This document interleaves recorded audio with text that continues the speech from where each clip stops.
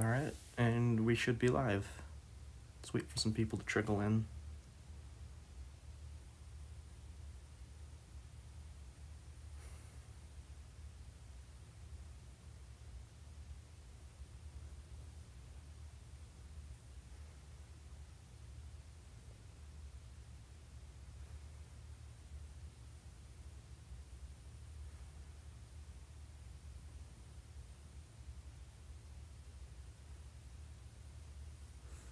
Probably wait for like 2 or 3 people to trickle in and then I'll get started.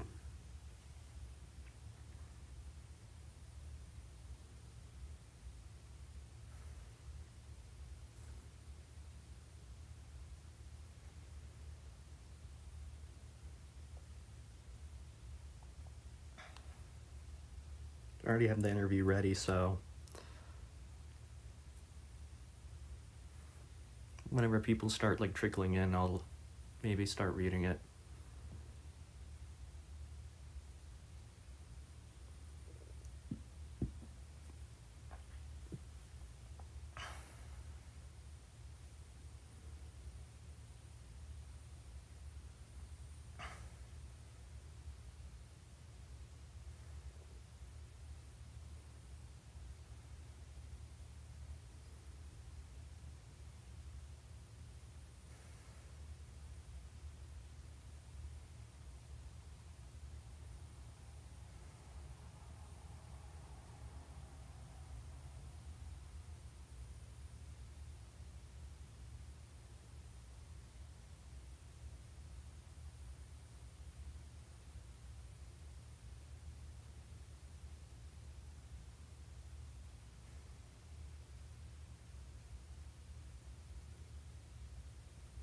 Alright, we got a person. Alright, let's, suppose we'll start. Alright, so what am I gonna do this stream? Well, this is gonna be a continuation from a stream I did a little bit ago, where we read interviews from one Yegor Letov of Russian fame. We left off on an interview from 1996 where he announced his break from the Nazpol Party, and so what we're going to start off with is essentially this interview that he conducted with somebody from the Nazpol Party. Pushing back, indeed, yeah. Indeed, pure copium, indeed. But this is an article from March 1996, from after he after he left the party. And so, yeah, we'll start off with this one. Transcript of a telephone interview with Yegor Letov, March 8th, 1996. All right, so then we have the interview going. Good evening, happy holidays. Can I speak with Yegor? He says, yes, it's me. Okay,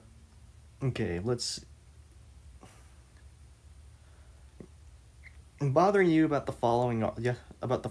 Yesterday, the 7th, an article by journalist Dmitry Agronovsky was published in your newspaper Sovetskaya Rossiya. Your signature, as a representative of Russian breakthroughs under the agreement of joint actions to support Zhuganov in the presidential elections. Letov says, I signed this agreement after Lemanov's decision to support Yeltsin. And the interviewer says, but right now our candidate is Vlaslav. I would like to ask you a few questions for Limonka, if you don't mind. Go ahead, he says. Do you know that the current candidate of the United National Patriotic Forces is Yuri Petrovich Vlasov? Let's look up who this guy is. Yuri Vlasov.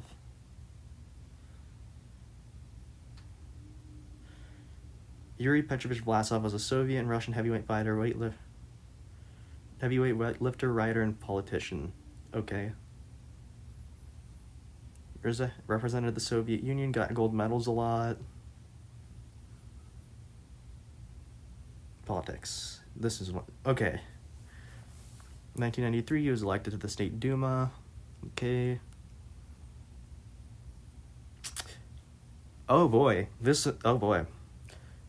Vlasov ran as an independent candidate during the 1996 Russian presidential election. During his presidential campaign, Vlasov promoted himself as a patriot fighting both communism and an alleged Zionist conspiracy against the Russian people. He dubbed his politics as people's patriotism. He also liked his politics to Gaullism, don't know what that is. He claimed that his politics were a more effective unifying force than communist or democratic ideals. Oh, wow. Zionist conspiracy, huh? Yeah, picked quite the person to support, didn't you? But he's not a communist, is he? He says, Letov. I don't think he's a communist. So he's our enemy, he says. A market man. Did I ever tell you my totally serious theory of USA mirroring post-Soviet Russia? You have not. I don't think so. I see, but why didn't you know that? That's a shame. A question about Zhuganov. Have you ever read his party's programs? Letov says, of course, but I want to say in advance, the cycle repeats. Oh, okay. We are pretty much entering an era of oligarchy ourselves right now, so...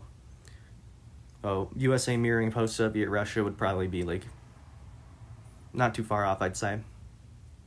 Of course, but I want to say in advance that I prefer Anpilov, says Letov.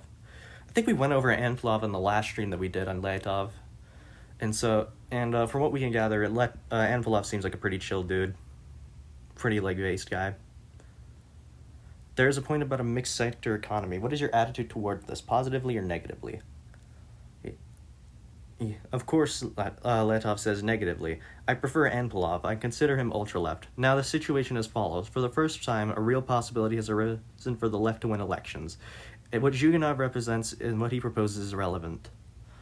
Milo Yiannopoulos is American Limonov. Fuentes is Yankee Dugan, and Kanye West is the American incarnation of Letov. I don't know. I don't really know if I'd consider Kanye West to be a Letov figure.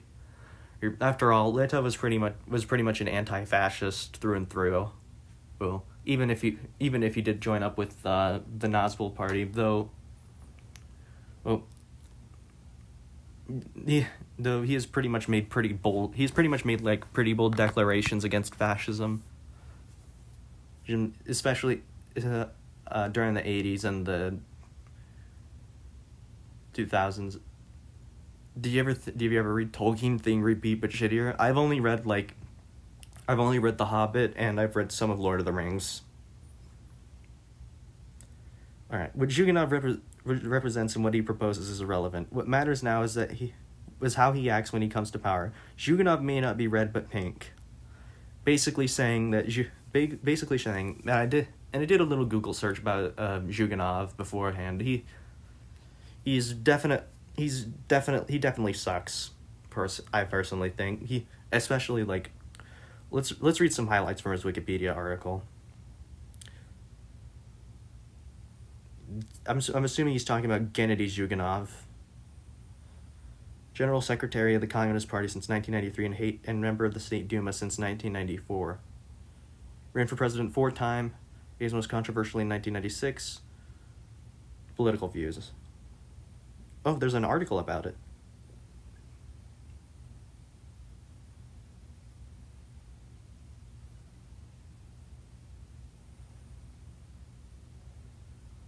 Foreign policy is strongly Zhuganov's foreign policy is strongly nationalist and anti-Western. That would probably appeal to Letov, and especially during the 90s.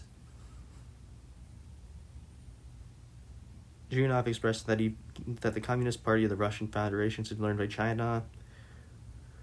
European Union has opposed the prospect of NATO, terrorism, World Trade Organization, Ukraine. During the war in Donbass, Zhuganov accused the Western partners of both creating and taking advantage of instability in the Ukraine. He has alleged that the 2014 election of Petro Poroshenko was fraudulent. Zhuganov has vehemently opposed the prospect of Ukraine joining the European Union, arguing Ukraine would cease to being a neutral nation if it joined the European Union. Following the Russian invasion of Ukraine, the CPRF published a statement in support of the invasion and accused NATO of planning to enslave Ukraine, thus creating critical threats to the security of Russia. It called for the demilitarization and denazification of Ukraine. Oof. The party framed conflict as that between the Ukrainian banderites and fascists who have been perpetrating genocide against Russian speakers and liberating Russian forces. The CPRF also accused the United States and NATO of employing European fascist sympathizers in the Middle East. Numov is weird on Ukraine. Yeah, I think we went over that last stream, too. But yeah, essentially what Letov is saying here is pretty self-explanatory. What Zhuganov represents and what he proposes is relevant, basically meaning that whatever his stances are, whatever his opinions are, doesn't matter. Or he says this earlier. For the first time, a real possibility has arisen for the left to win elections. That's what matters to Letov, is that there are leftists in elections and there are leftists who have a possibility of winning elections. It's basically like a Bernie Sanders thing in the United States. Only the option that you have is like much shittier on foreign policy. So, let's continue. I agree with the definition of pink, says the interviewer. Letov, but nevertheless, he is the only candidate from the left who the people will definitely vote for. Alright. Are you aware that Zhuganov, back in November of last year, during a debate with Yavlinsky on NTV, has declared that he has a Russian national patriotic liberation idea? In other words, that he is not an internationalist. Also, I don't think this is Nuev doing the interview. It's Dmitry Nevelev. So let's take it. So let's do another diversion. I disagree. I don't think you and Letov have the same conception of what the left is. Maybe not.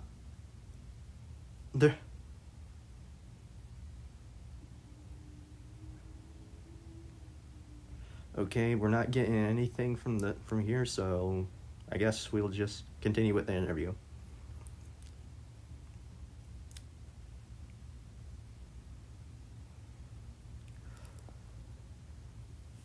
Right.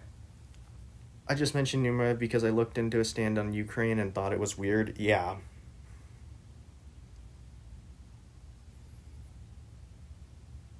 Alright. Letov responds, you said that correctly. Zhuganov is not an internationalist. This can be confirmed by Prokhorov, who stands behind him and does everything for him. He is, in fact, a national patriotic communist. And Limonov and Vlasov, they are marketeers. Here's a question about Limonov. Why should the red banner be taken away from him? You told the Soviet Russia correspondent that. You said Limonov has no right to speak under it. Letov says, first of all, I said it wrong. I said that after declaring his support for Yeltsin, he should explain his position. Interviewer says, Limonov is for Yuri Vlasov. No, you're good. You're good, Pure Copium. Limonov is for Yuri Vlasov, and Yeltsin, it was a propaganda move. He still did support Yeltsin, though. Alright. Continue. Letov says, I don't know. He doesn't understand what he's doing. What does he think he's doing? He doesn't consult with anyone. After that, I was inundated with telegrams and a barrage of phone calls for 2 days. Is he crazy? They asked me to comment on this fact. I was waiting for his call with an explanation. After all, Yeltsin is enemy number one. He's from that rabble, a scum like Starovitova after Gaidarist scum. All that Gaidarist scum. After that, everyone turned away from him, Limonov. Limonov, doesn't understand anything about politics. Basically saying that that Limonov, with his like support for Yeltsin, whether or not it was a tactical support, was still support nonetheless. And so basically what he viewed the National Bolshevik Party as, Letov, was basically a way to go after Yeltsin and go after the government in power. And so by supporting that, you basically just, whether that be a tactical support or a political support, you basically are just supporting. You basically are still supporting them. Is his thing. Let's see, Starovitova.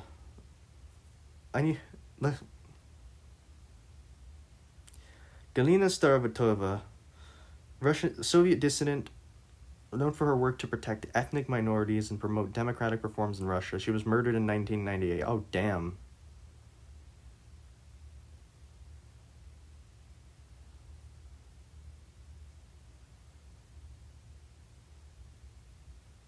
Okay, let's see.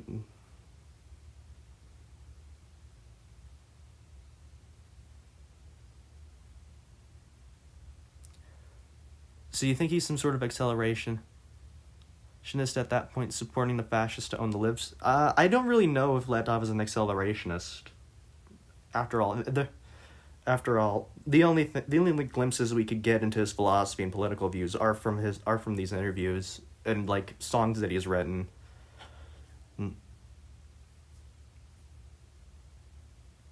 Let's take a look at what Gaidar is. Yegor Gaidar. Okay. Prime Minister of Russia. Member of Democratic Choice of Russian Union of Forces.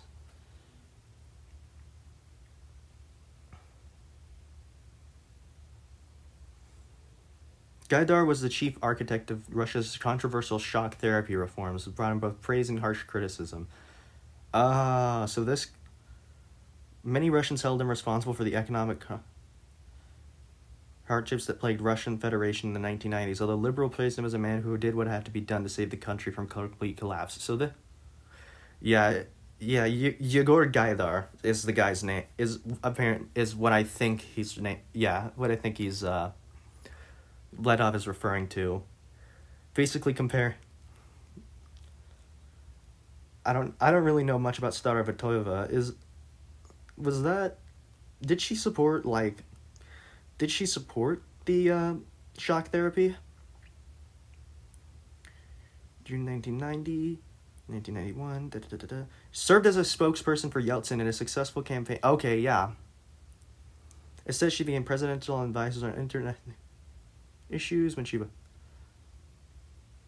she was dispelled by Yeltsin, apparently under pressure from conservative elements for criticizing Moscow's support of Ossetians in their ethnic cleansing campaign against the Ingush in the Northern Caucasus. That's a spam call.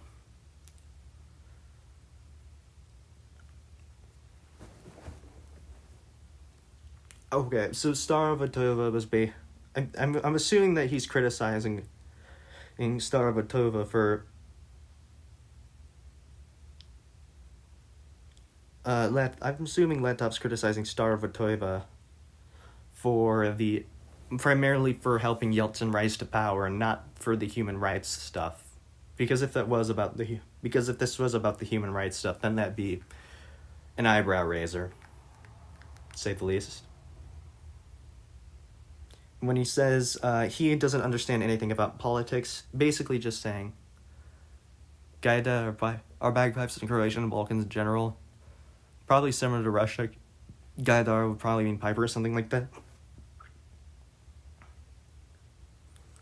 When he says Gaidar is scum, he's more so referring to like the people that follow like the shock therapy doctrine.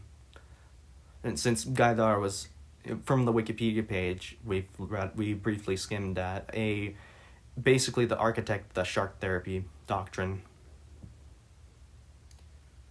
I'll send you the latest issue of Limonka about Vlasov, about the decision about Yeltsin.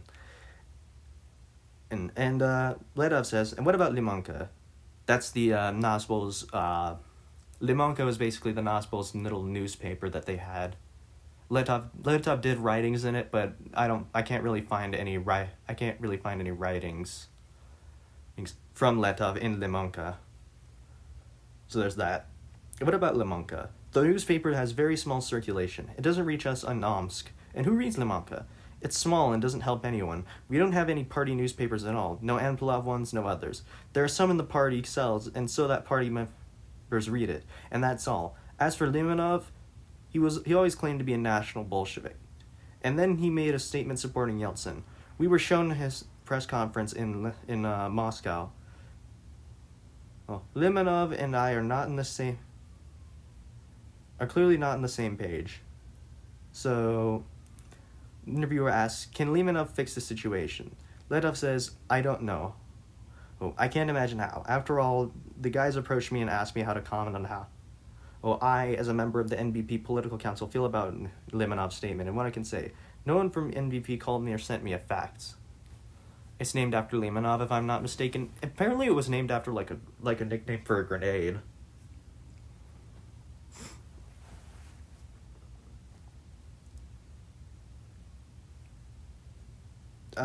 So, as it goes on.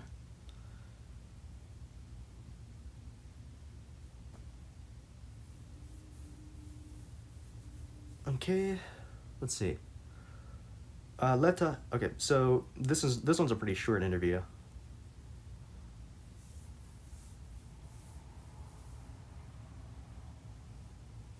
Yeah, this is a pretty short interview.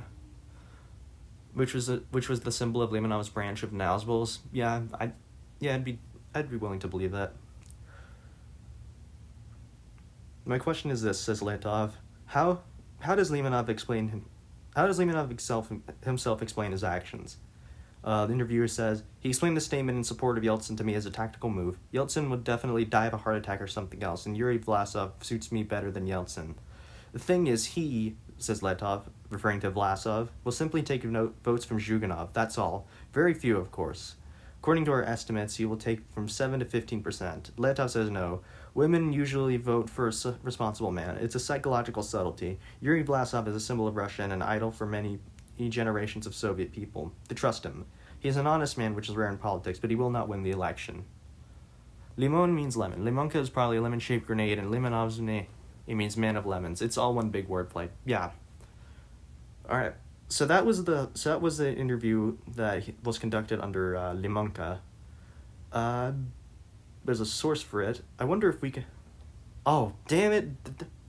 The domain's gone.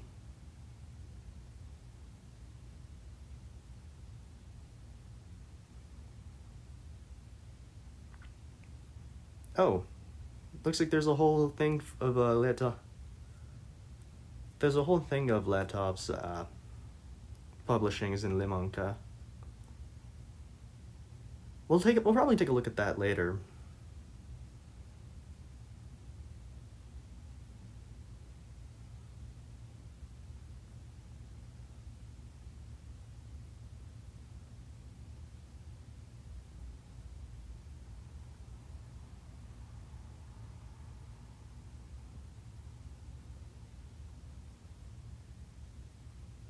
Oh, well, would you look at that? Looks like we might need to go back on a few of these and see what interviews I've missed. Because I apparently missed. Is it archived? Yeah, this is all. Yeah, these are all like. Yeah, I'm looking at a site that basically archives all the interviews and whatnot that Letov did. Apparently there's a few that I missed, so let's go back to the 80s. So since it's all under a site called grobchroniki.org, and it's all in Russian, so I'm having it be translated.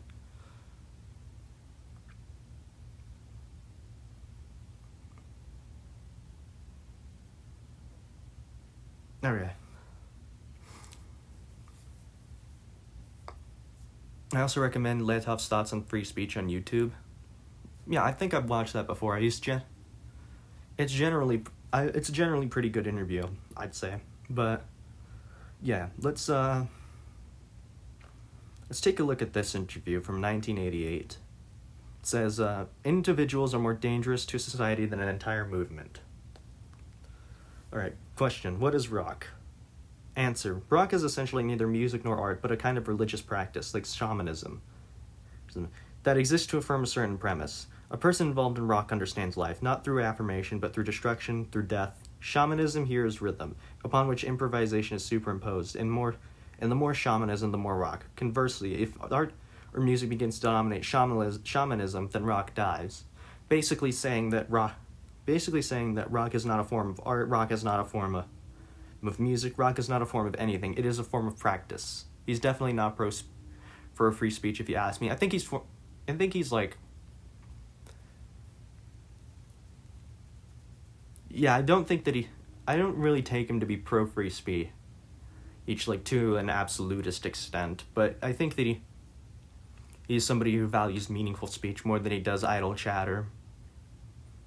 But let's continue. Rock is essentially neither music nor art, but a kind of religious practice like shamanism, basically saying that rock is not a form of music. Rock is not a form of art. It is a form of practice, and it is a practice that you take in, essentially. If you look at the history of the world rock this way, there are several branches. Rock was originally animal music, a form of stream of consciousness. First came rock and roll, and then the psychedelia of the 60s. The Doors, Grateful Dead. Words that were said without paying the price and cruelty are worthless is hardly a progressive train of thought. Yeah.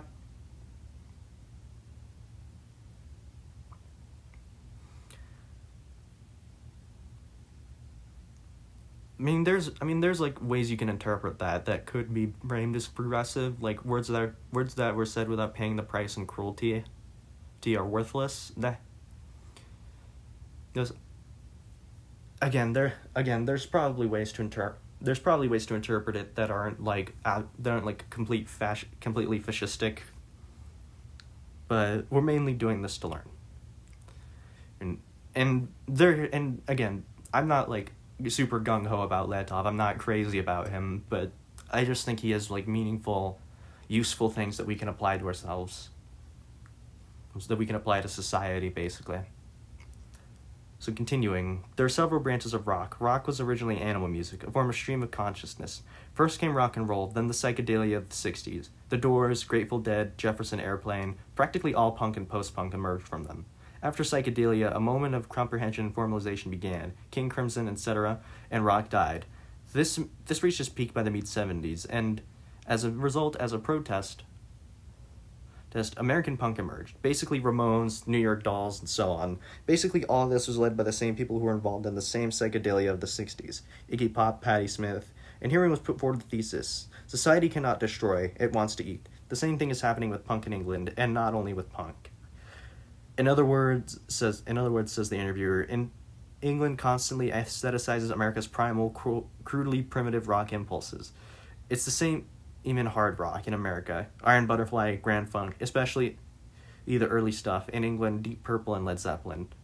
Letov says, it's not so much England that's the issue, but the nature of people who live everywhere. If we take Dostoevsky as our starting point, then with rock it all works out like this. At some point, Hesse wrote an article, The Brothers Karamazov and the Decline of Europe. It put forward the thesis: Dostoevsky is the first prophet of a certain movement, a clear movement, according to humanity, which is divided two types. Potential suicides, people who prioritize self-will, who don't fear death, the non-humans, and everyone else. Rock in its present form is a mass movement of non-humans. In it, a person is only human on the outside, but essentially a madman. What's happening in the world right now is a kind of critical situation. Entropy is growing and an apocalyptic movement is brewing, after which either the inhuman will survive or vice versa. Then there's another point. Before all this was just a fashion statement, rock attracted masses of people who essentially had nothing to do with the movement. Now it's all fallen into place. And it turns out there are very few inhumans. And one more thing about rock, it's basically dead. It's done all it needed to do. Now all that's left are individuals who often don't even know each other, but they're more dangerous to society than an entire movement. A society is fighting with these individuals, with festivals like one Komarova organized, for example. All festivals destroy what man has created in his struggle with himself. So there's interesting thing about that last segment. All festivals destroy what man has created in his struggle with himself. Basically reaffirming this idea that there's a struggle there's an internal struggle, an eternal one, and within man, one that is constantly fought by man. What I think Letov refers to in the struggle is the struggle between control and between freedom, but the struggle between your fascistic urges and your anarchistic urges, if you want to put words to it. But let's take a look at this sentence. Let's take a look at this paragraph here. Rock in its present form is a mass movement of non-humans. In it, a person is only human on the outside, but essentially a madman, referring back to the thing about humanity being divided into potential suicides and everybody else. Basically saying that there are two types of people. People who basically you don't really care about like what the rules of society are, what the general how do I put this? He says prioritize self-will who don't fear death. It's basically just life affirmation, as I'm taking it to be. People who affirm their life versus people who don't. And what rock is basically is a mass movement of non-humans. It's in essence a person who affirms their own life.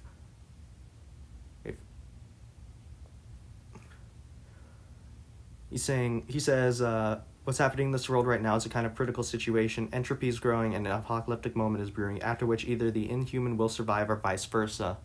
Essentially saying that what we have in society right now is a chaos, one that is born of a struggle, and that struggle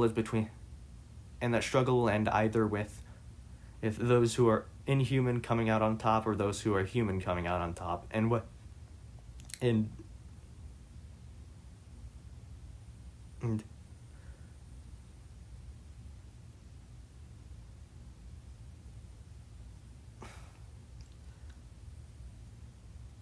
He says here, one more thing about rock, it's basically dead, it's done all it needed to do. Now all that's left are individuals who often don't even know each other, but they're more dangerous to society than an entire movement.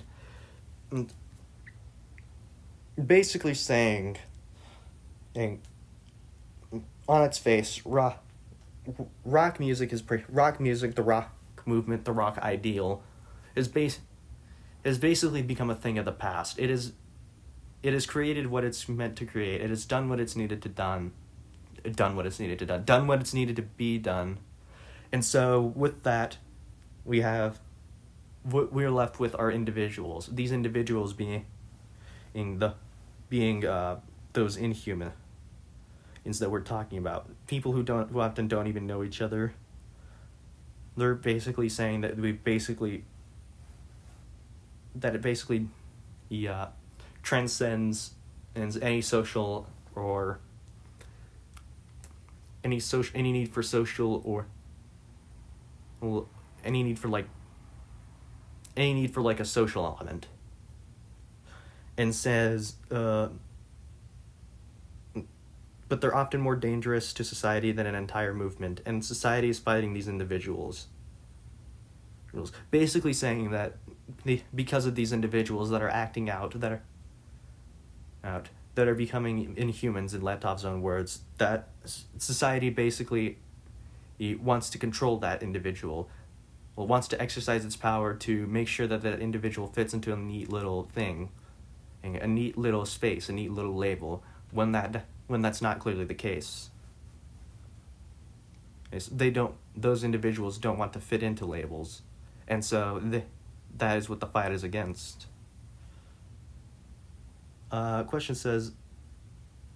Question, why did you still want to participate in this festival? Answer being, all that's up for a rock man is to express his essence, his nature. All that a non-human can do is be non-human. You have to understand that the war is lost, and yet you have to be true to your nature. A nature pushes you to play, and it doesn't matter whether everyone accepts it or not. There's a strong pop element to this whole festival, and I probably won't play at such festivals anymore, only in halls with 100 people or so, my own kind, who feel everything correctly. I saw VV's concert at this festival, a great band, but only a few truly understand them.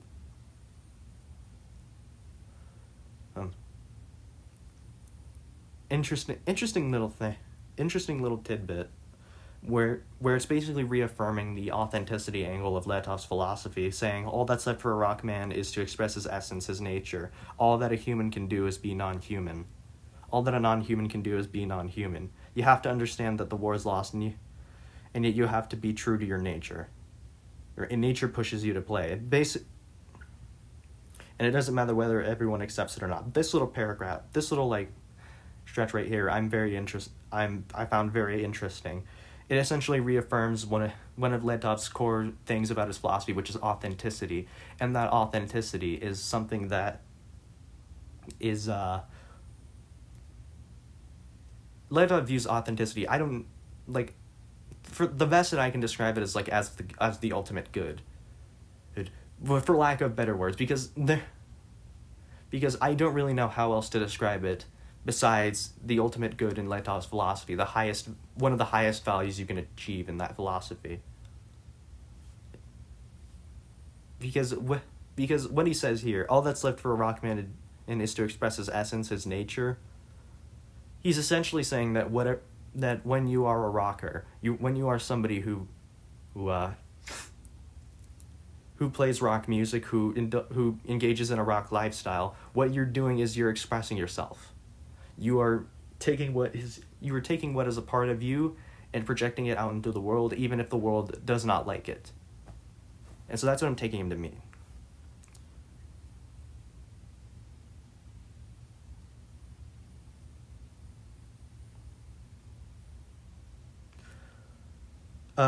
Question says, how would you like to exist without causing internal rebellion? Answer, to be creative here in this reality, asserting your truth, your own value system.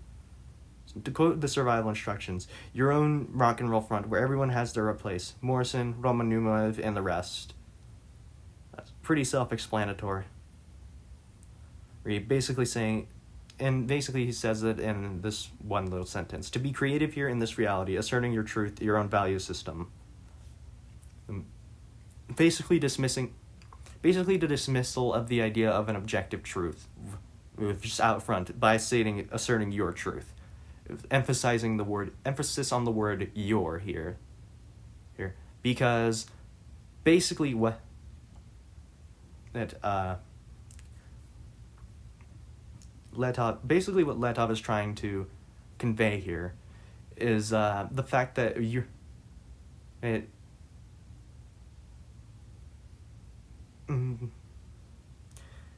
in order to exist, he said the question was, how would you like to exist without causing internal rebellion? And Letov says, in this reality, asserting your truth, your own value system. Basically saying,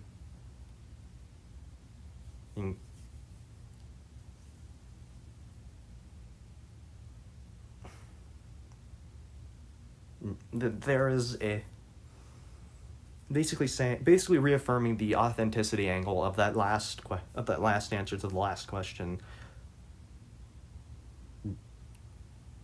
saying that without internal rebellion you still have the ability to assert what is true to you and what is valuable to you, and so that is what is important.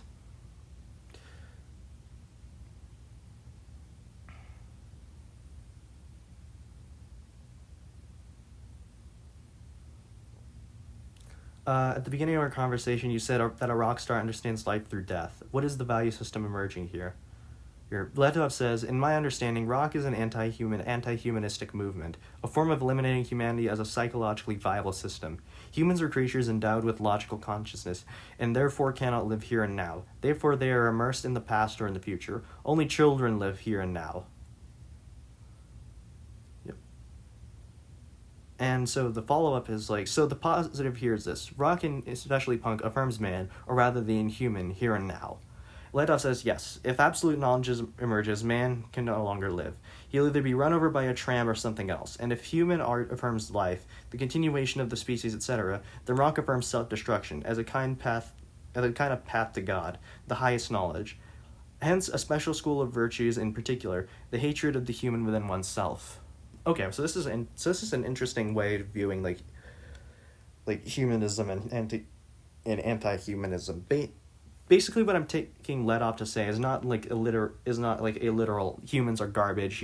It's not like a literal misanthropy. It's literally saying that the idea of the human, runs counter to what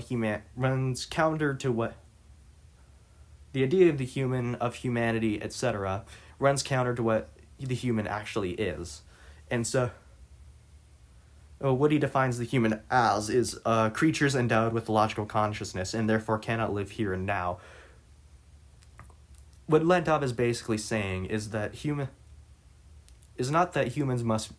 every human must go extinct in order there to be true authenticity in life, but what we must do instead is kill the human within us and become an inhuman. Which recall, basically an inhuman is somebody who is, in Letov's own words, people who prioritize self-will, who don't fear death. Essentially, saying that that the anti-humanism of the rock movement is not one that is rooted in extinctionism, but rather in a self-realization, so to speak. The elimination of humanity as a psychologically viable system, that is not the elimination of the human as a species. It is the elimination of the human as somebody who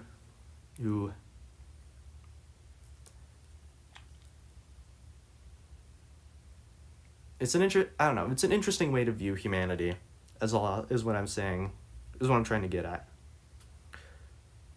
Question: can suicide be considered the absolute of this value system? Generally speaking, yes. Although in reality, it's probably more accurate not to say suicide, but patience. If we understand it in the spirit of existentialism, that is, a person is aware of everything but still lives, does something, that's much better. Basically an answer to the question about the previous question. Basically saying, if absolute knowledge emerges, man can no longer live. He'll either be run over by a tram or something else. And from that, there comes the follow-up. Can suicide be considered the absolute of this value system? And when Letov says, generally speaking, yes, although in reality, it's probably more accurate not to say suicide, but patience, he's basically saying, you can kill yourself to realize this inhumanity, but it's probably better. It's probably better to remain alive. It's probably more preferable to remain living. It's essentially life affirmation. The way I take it. He's not speaking of suicide. He's not valorizing suicide. He's more so saying from as objective a standpoint as you can get, you can consider suicide to be the ultimate answer to this question of whether there are not, or of the way in which you can eliminate your own humanity. But that humanity, another interesting interpretation we could take from this is that what we view as humanity, what we view as our human essence, is essentially a construct. Right? In reality, there is no humanity, there is no human essence, and so by eliminating this human essence, this idea of the human essence, this idea of what humanity is, of this idea of our humanity, we are essentially going closer and closer to our authentic selves. That is to say, we are approaching closer to what it means to be human, and what it means to be human does not essentially mean being quote unquote human, if that makes sense. It means something a bit greater than that, or lesser. Could go either way.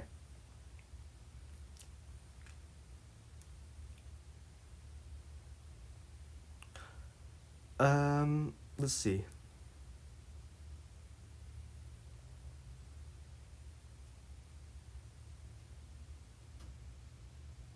Okay. Does punk in Russia have a specific form, a mission? There is no punk in Russia. For us, punk is paraphernalia. Like at this festival, huge crowds of people with combs and wander everywhere, but there is no substance. When I spoke with people from the Tumen Memory Society, they said that they believe everything is great and spiritual is born in Russia. In reality, we don't have and can't have a unified movement. There are isolated ones, civil defense, survival instincts, putty, DK, and they might even hate each other. In the West, there really is a truly unified movement, but here everything usually hangs at around a level of symbolism. Essentially saying that in Russia, or in the particular conditions that birthed the punk movement in Russia, there is no single unifier between different punks in Russia, and that was largely true to an extent. You had bands like Aquarium, Kino, DDT, etc., that were playing wildly different styles of music, but were still considered but were still lumped in a general underground movement. regardless of whether or not they were in any way similar to each other. And so what he's basically saying is that a lot of the unification that comes from these movements are ones that are emergent of, he mentions the Memory Society, the Bamyat Society. He's essentially saying that he's essentially trying to point out the fact that unity is not necessary for a movement, or not necessary for individuals. And what matters most is authenticity and freedom. And so when he says, here everything usually hangs around at the level of symbolism, and again, all of this is just what I'm taking him to mean. I'm not sure whether Letov would try to get that payment in cruelty from you for calling Kino punks.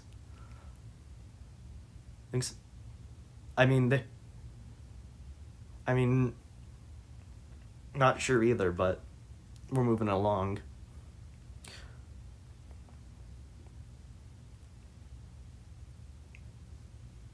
He says here, everything usually hangs around at the level of symbolism. It's a bit of an interesting, way to frame things. That the punk that Letov plays is, again, paraphernalia. It is just symbolism. It is just a way for him to express his authenticity and his ideas of authenticity, freedom, etc. Through the lens that he chooses to portray it in, with the punk movement, with the punk sound in Russia. What is your attitude towards the Svinya? Says the question. Very bad. He's a very typical representative of humanity. Rock is when everything is done to the end. If he lives, he lives. If not, he doesn't. But the pig is the opposite. He seems to be alive, but then again, he doesn't. A rocker is an overly alive person in the sense of here and now, like a child or an animal. In this regard, Kolya rock and roll is remarkable. Today he can say he's right-wing, tomorrow he's left-wing, and when he goes on stage, he's capable of slashing himself with a razor, so hard that blood flows. If he feels it's necessary at that moment, he's completely beyond reason, beyond the instinct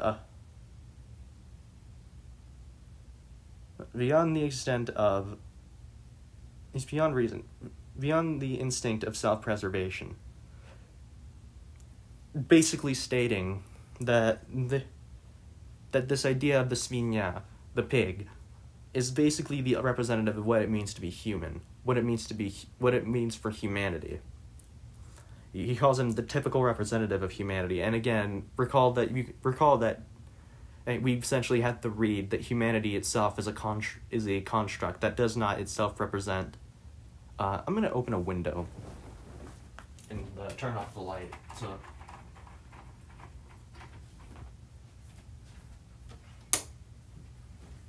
We essentially just get the same amount of lighting anyhow. Recall that humanity is essentially itself a construct. Itself a thing that we believe in order to... the thing that we believe in, a falsehood. And that true authenticity comes when we discard all notions of what it means to be human, and embracing inhumanity,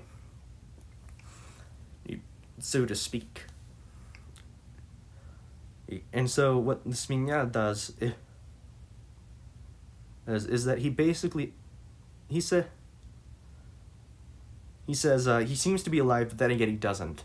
Basically stating that somebody who is a Svinya, somebody who is a pig, is somebody who appears to be alive on the surface, who appears to live their lives, but doesn't really, who's still trapped in the notion of there being a humanity, of there being anything at all, of there being any such thing as meaning. Whereas somebody who is a rocker, he says, is an overly alive person in the sense of here and now, like a child or an animal. Basically somebody who lives in the moment. Somebody who, and if we were to take one of the same interviews that he gives, I think Svinya, being a generic example of humanity, is more a reflection of Letov's misanthropic streak. I don't really know if Letov can be considered a misanthrope. He does state that I didn't really know if he would be considered if he would be considered like a full-on misanthrope or a pessimist to that degree. I generally view his philosophy to be a bit more more optimistic than I think most people probably would. Nobody has a misanthropic streak in him.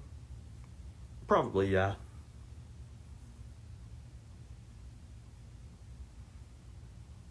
Let's see. Anything...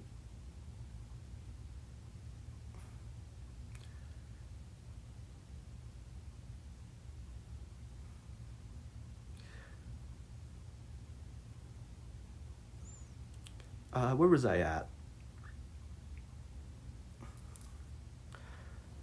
Did you read his song Optimism? Let's take a look at it. Let's take a quick diversion to look at it.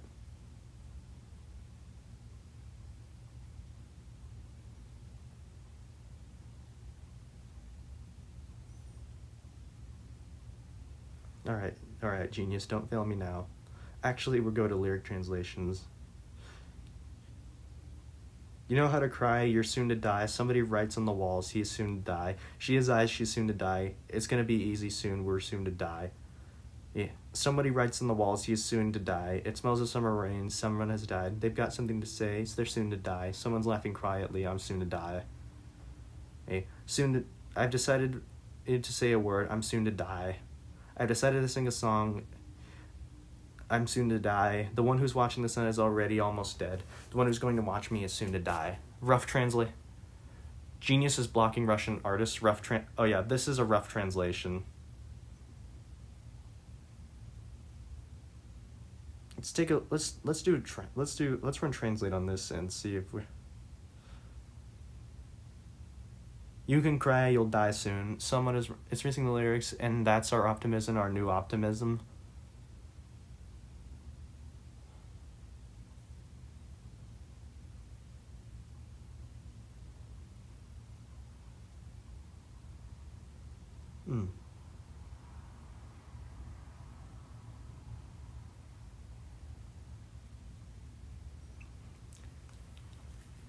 Is he essentially like critiquing nihilism, basically saying, or is he like embracing it, saying that's our new optimism? Because I know that Letov is a nihilist, but there's like two reads you can get from this. Either one is a read as a satire, or two is a read as like a... with that in mind, with that new optimism lyric in mind, as like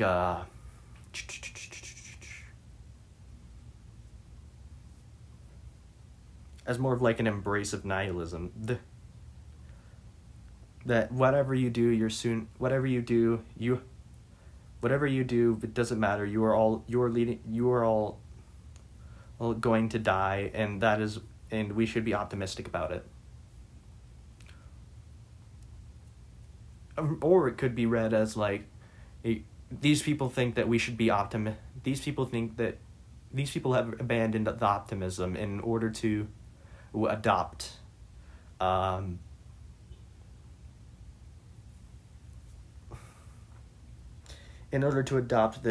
this kind of everybody's gonna die, nothing ever matters. There's a kind of... Yes, it does sound like straight up despair, but it also sounds like some shit Brooks would say, which may be overlapping. Yeah, probably. Let's take a look at... Let's see if there's any other, like, cool, interesting... What's the best way to express the idea of non-art in rock? Through atonality or through dynamically primitive rock and roll? Letov says, it doesn't matter. Although generally speaking, freedom is needed, and atonality has more of it. There's the freedom to mess things up, for example, and therefore there's no fear of messing things up. Follow-up question. But atonality is probably good as an impulse within the artist, but the rock audience would perhaps be more likely to be moved by a strong drive. Letov says, Christ said, he who has ears, let him hear. He who hears the essence of atonality hears it. The doors of its perception are open to him. And What role does drive play then? He answers absolutely. This might be like.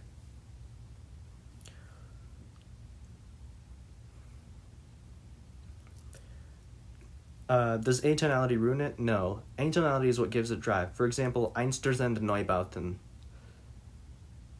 So there's an interesting thing about this one through the idea of atonality as being itself the drive. As being itself the drive towards freedom. As he says, he who has ears, let him hear. He who hears the essence of atonality hears it. The doors of perception are open to him. Einstürzende Neubauten is fun at times. I do like Yugong. It is, I do like myself some Einstürzende Neubauten. It is pretty fun music. A lot of industrial is pretty fun to listen to, even if it is mostly noise making, because there are some interesting artists that play around with the idea of using random noises as instruments. You into Leibach? I don't think I've heard of them. Let's see, Leibach. Slovenian avant-garde music group associated with industrial, martial, and neoclassical genres from the mining town of Trubovlje, Slovenia. Okay. I wonder what. Let's see what the peeps over at Rate Your Music have to say about Leibach.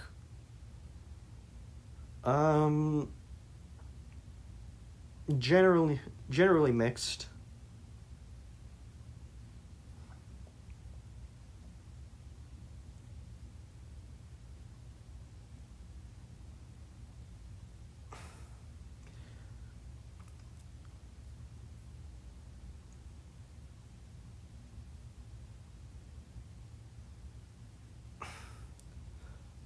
Their new stuff is shit. Probably. You should listen to their early albums. You'll dig it. Gotcha. All right, I'll keep that in mind. I do like me good industrial music. But yeah, he's basically when he's talking about when Letov is talking about atonality as a form of freedom, everything up to Volk is great. I'll keep that in mind. He says basically with regards to the best way of expressing non-art in rock and roll. Well, he's basically stating he basically states up front, it doesn't matter, although generally speaking freedom is needed and atonality has more of it. Basically saying however you want to express your freedom, just express it. Said however you want to express your authenticity, you express it that way. Although he says there's more freedom in atonality, which means there's more room for you with making atonal music, with making anything atonal, to kind of express that authenticity, because there is no regard for melody, then this and that. You'll find them to be more coherently left-wing despite their use of fascist aesthetics. Okay.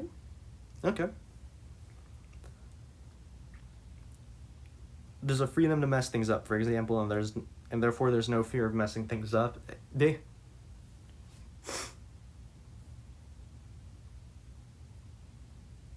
Basically stating that because atonality has basically more of because atonality gives you more room to work with notes and whatnot, without any regard for melody, without any regard for what sounds good and what doesn't sound good, and you have a lot more freedom to do that, and thus he generally prefers atonality through. He generally prefers atonality as a means of freedom as opposed to anything else, but again, he does say at the beginning, it doesn't matter. That is the first thing that he says.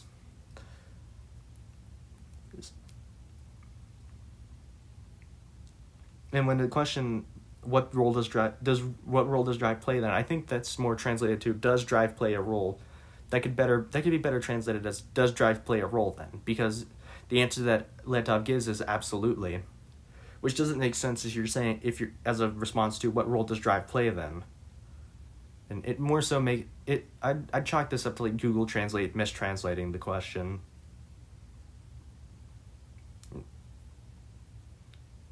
And when he says and atonality is what gives it drive, you've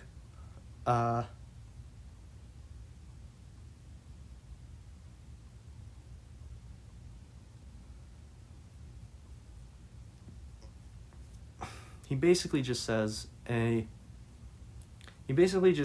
the lack of need for it to be structured by melody, by a harmony, by any conventional music tropes is what helps give somebody the drive to do music, to live authentically. And that atonality basically gives the music its character. And so yeah, that was that for that interview.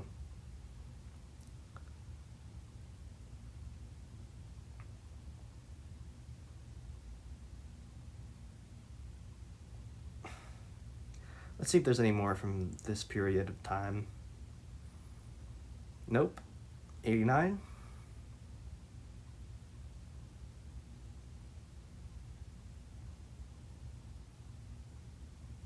All right, there's this one. Let's scroll through it a little bit.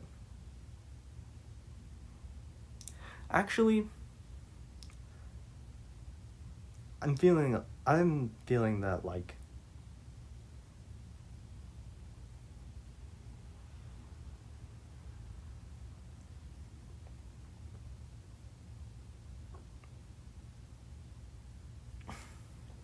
may apply to communism. Seems weird that to be applied to late Grob music, which is quite structured. Probably. I don't know if I want to call it here, if I want to do one more interview, because I've been streaming for an hour.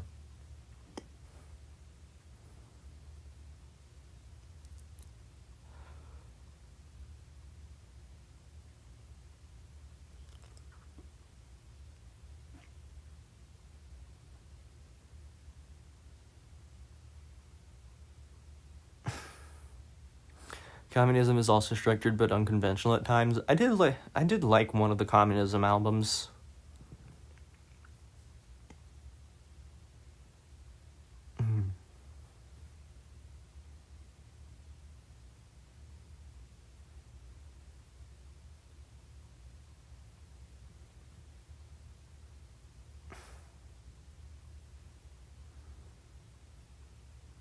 All right, let's see. Interview with Diego. I think the whole problem with their domestic rock is everyone's trying to record themselves as cleanly as possible. Okay, let's see.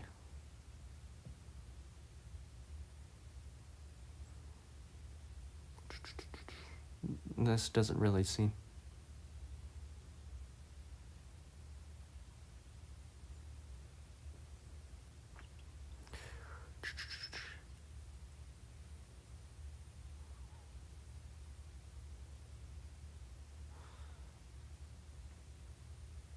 There's no point in playing rock music now.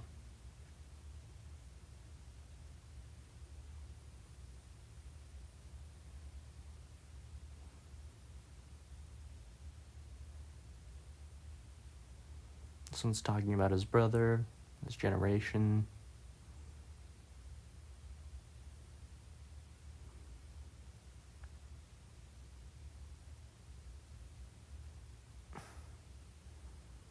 In the Numov interview, Igor Letov on Sonic Youth.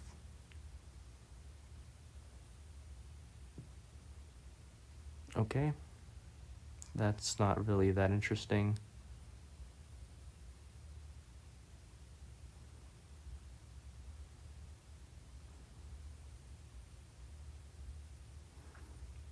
Conversation is not the point. Grozdanska obrona, history.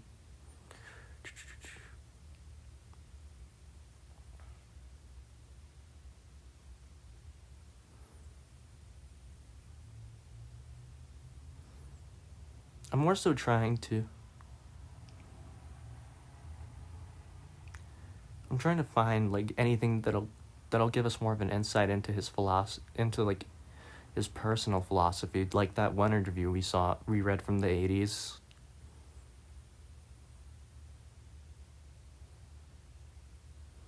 This one's an interview with this guitarist.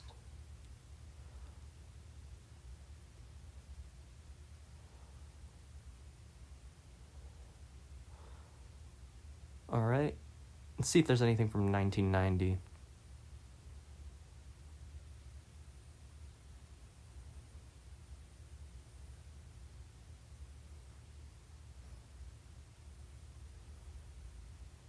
Okay, Coffin Chronicles.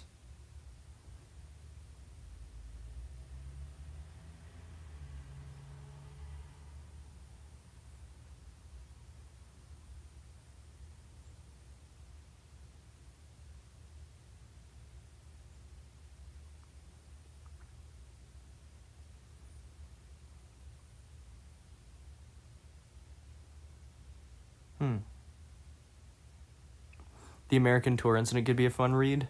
Sure thing. Let's see. When did this happen? Like 90... It happened in the 90s.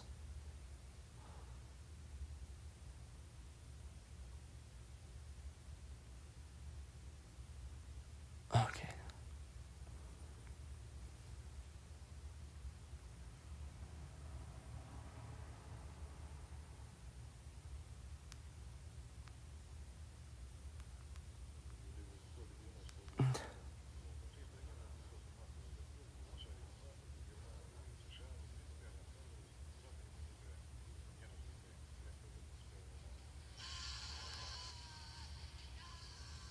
Iraq War, I think.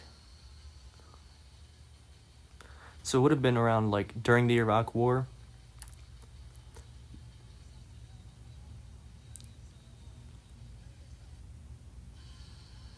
It says here in this video that it ended that it was in 1999. May 2nd, 1999. Alright. Let's go to 99 then.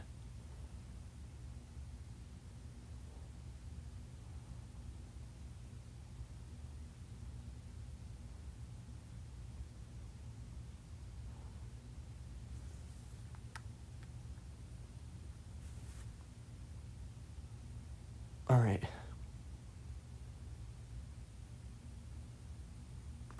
Official statement on...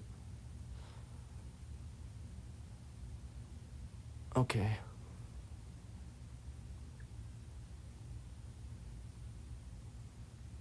Let's see.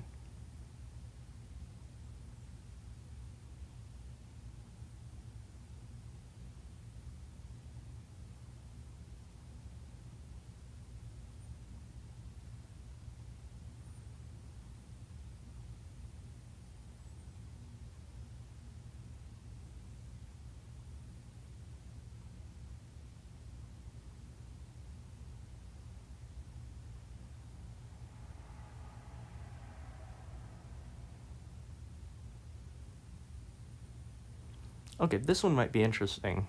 May 20th, 1999. This is probably sometime... How did the proposal to tour in the USA come from the American side, or did you take the initiative yourself? Alright. Let's see. This is Grazdansky Obarono's first tour abroad, not counting Ukraine or Belarus. Don't you realize that the audience there is the same and the people aren't the same? Letov says, why? Why? There's a war going on. World War III has begun, do you understand? And there are people there in a much worse state than we are. Because we're on this front line defending our land, and they're in the rear, in the intervention, in captivity, basically. It's for these people who are going to play. For everyone who's on the other side of the border. The Serbs, the Chinese, the Jews, the Bulgarians. What audience are you targeting there? Only those who understand Russian? Letov says, it's not necessary to understand Russian. By and large, they do not understand us, but they accept us. In the inviting company, is the inviting company American or Russian? These are Russian immigrants. Do they know who they are calling and what Geo represents? Letov says, of course, what we do isn't music. It has nothing to do with music. It's something else. The Serbs is wild in this context. I think this was like... I remember watching a video about Letov somewhere that basically stated that he that the entire tour got derailed because there was like shit that broke out because Letov made statements about NATO bombing Serbia. But anyhow, of course, what we do isn't music, and it has nothing to do with music. It's something else, and they know what they're doing. But Gia is named after the musical group, not after the political figures. They invite Gражданske obrone. Call it whatever you like. A dance group, for example. A lyrical group, a visual group. We do a lot of things on stage. Would you like, purely as a human being, just to see America without concerts, a different way of life? From my understanding, he wanted it to derail, but nobody cared. Probably. Absolutely not, says Letov. The thing is, back in the late 1980s, we were invited to Germany, France, Holland, and even America there 3 times. We declined each time, because we refused to play to the bourgeoisie as a matter of principle. Now the situation is completely different. The war has begun. We can't stand aside. We mustn't defend ourselves. We must attack. Basically stating that he views Western society as being the society of the bourgeoisie, and so he declined the concerts that time just as a matter of principle. But now the situation has changed. The situation has made it so that there is a fight going on, and within all forms of society, between the bourgeoisie and the people that they subject. And when he says we can't stand aside, we mustn't defend ourselves, we must attack, he is basically saying this is our opportunity. This is our opportunity to spread our message to get the word out there, essentially. Marxist ethnophiletism is a wild thing to behold. Ethnophiletism. I've never heard that word. Ethnophiletism is the conflation of church and nation, where religious identity is subordinated to ethnic or national loyalties. In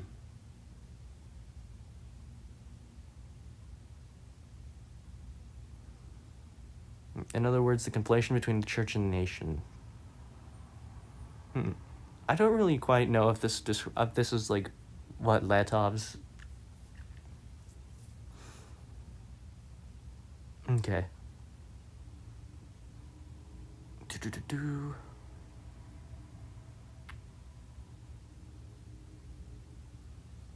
In this case, class and nation. You got icons on your wall. I've never heard of ethnophiletism. I'm not like a practicing Orthodox Christian. I'm an agnostic.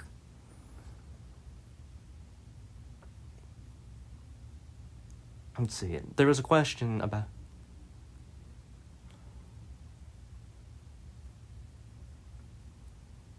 Let's see. This question right here is what particularly interests me. Many people abroad who know Geo are wondering, is Yegor Letov a fascist, and is the group generally close to fascism? Letov responds, what do you mean by fascism? I'm not a fascist, I'm a communist, and I say so all the time. Fascism today is Clinton. NATO is fascism. If a front line emerges, it's completely uncompromising and ruthless, then everyone calls each other a fascist. Clinton calls Milosevic, and we call Clinton. Is this just the throwing a ball back and forth? These are concepts. It's not about them. What do you call yourself, Yegor? A musician, a person, or something else? Why should I call myself something? Should I walk the streets, lie in bed, and call myself something? Why do I need that? Let others call me something. I'm one way today and another tomorrow. Bro, this is an interesting thing. He basically refuses the label of fascist for himself and instead applies it to what many people would say was a democratic country at the time, the United States. He outright calls Clinton a fascist, and basically says that label, and also in the same breath says that labeling other people fascist is basically a fruitless game. He's saying, is this just throwing a ball back and forth? Yes, but he also refuses to label Milosevic a fascist. Yeah, Is this just throwing a ball back and forth? These are concepts. It's not about them.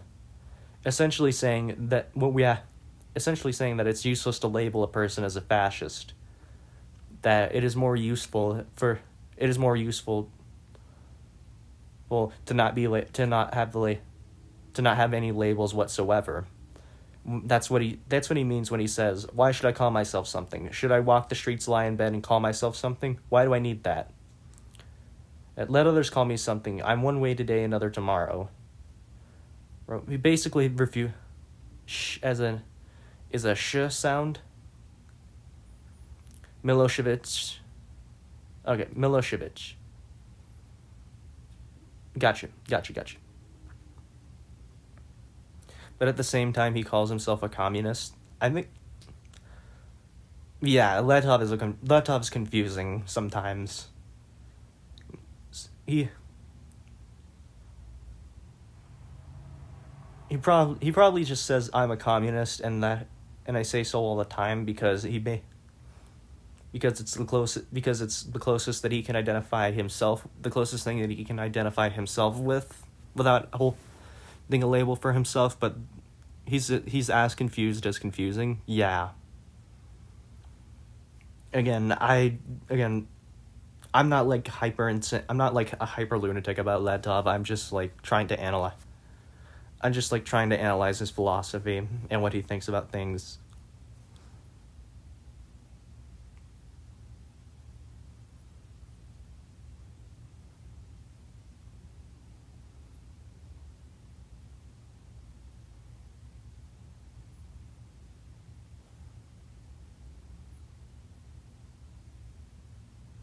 Let's see.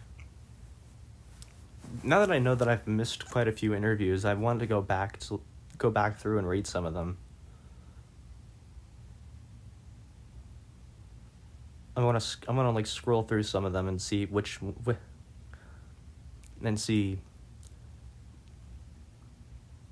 like what.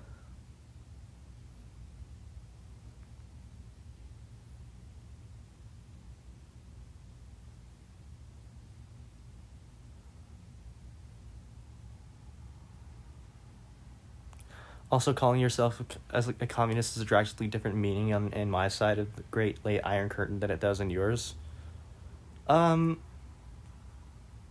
Probably a lot. And probably the idea of I do know that the idea of like communism in Eastern Europe is probably a different idea than like communism here in the United States, because what most communists in the West understand as communism is what it was generally born from Marx and from Engels, whereas in Eastern Europe it was probably something more born of like the Soviet idea of communism, wherein there is a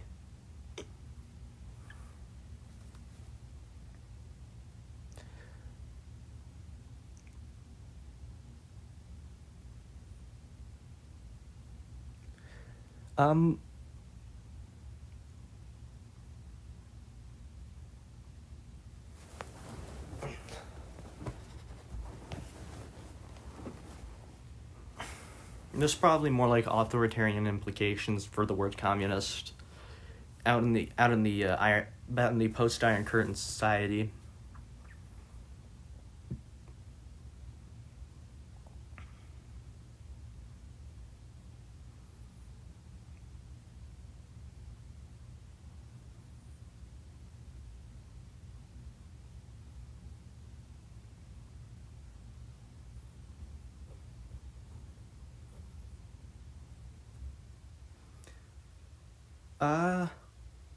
I know that this is probably early, but I think I'm going to like call it here. I might have like. Okay, it is infused with an inconceivable amount of nostalgia and national pride. Amounts that would turn President Sunday into Poglavnik Nedelko if they were infused into him somehow.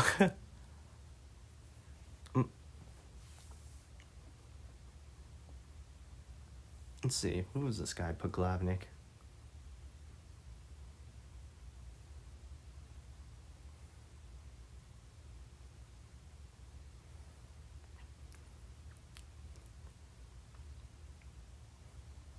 I don't know who that is.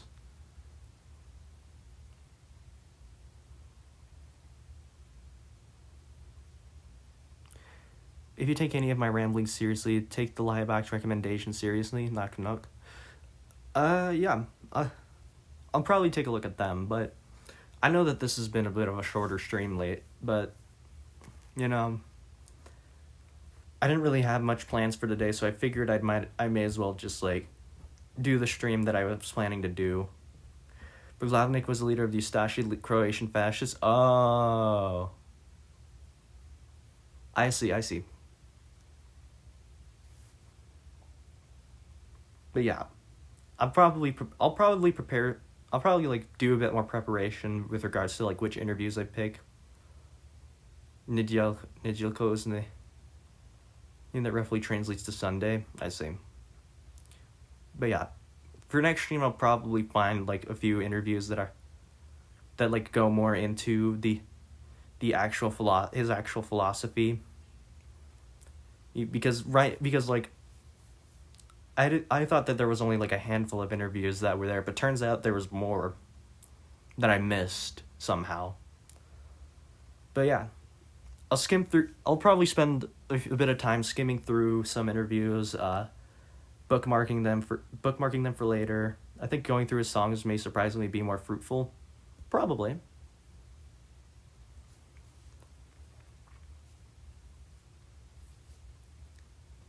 But yeah. Okay. I'll probably have a plan. Yeah, I'll probably have a plan for next stream whenever that happens. We'll go through interviews, maybe some songs if I feel up to it, but yeah. Have a good day. Have a good day to the Pure Copium in chat, and adios.